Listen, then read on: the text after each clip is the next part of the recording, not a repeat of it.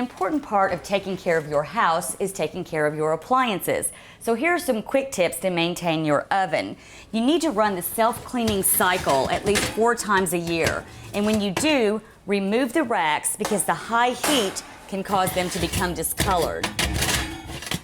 Also, you want to make sure that you run the cleaning cycle at nighttime after everyone else is in bed so that there's not any chance of someone getting close to this extremely hot oven.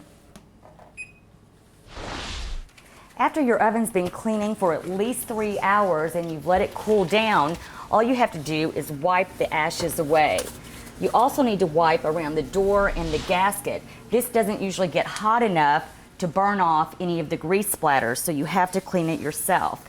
Once a year, you need to check the gasket on your oven door. It should be soft and pliable. If it's not, you may be leaking heat, and that's going to cost you money in energy bills.